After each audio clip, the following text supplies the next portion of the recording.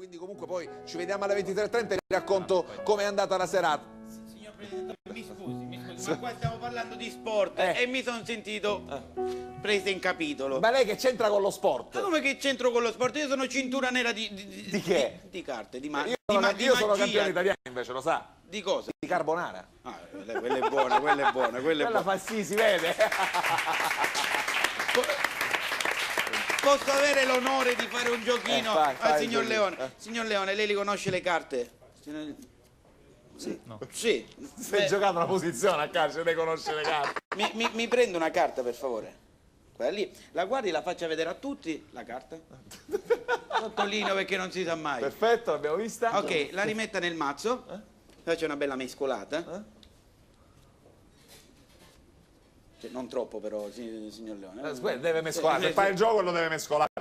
Allora, se la ricorda la carta? Sì. L'ha vista. Era una bella carta o una brutta carta? Ma che domanda è, Mago? Non Non è si che dà ci sono mai. carte belle e carte brutte. Una bella carta. Sente l'esigenza di baciarmi lei? Ma è incredibile, Io, Mago. perché ho le battute standard Ma non oramai. può Io fare a Leone. non sente. Meno male, meno male. Non sente le signore. Allora, signor Leone, mi indica uno dei due mazzi di carte, per favore? Allora, guardi, la sua carta potrebbe essere una di queste 5. 1, 2, 3, 4 e 5. Non mi dica niente, lo dovrò dire io. Allora, 2 di fiori la prima, 2 di quadri la seconda, 10 di cuori la terza, 5 di picche la quarta e 6 di fiori la quinta. Le ha viste bene queste carte? Sì. È una di queste?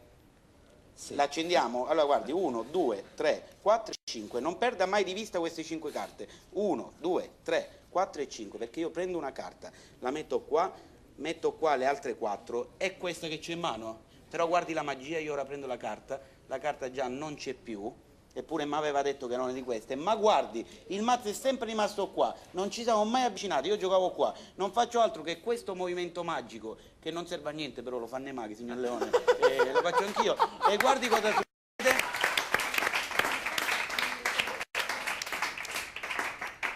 Il suo 2 di quadri. Ma che bravo!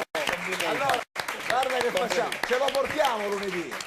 Ce lo portiamo, dai, ce lo portiamo. Alla Castagna d'Argento. Ci portiamo anche il maghetto. Le castagne mi piacciono. E allora il mago che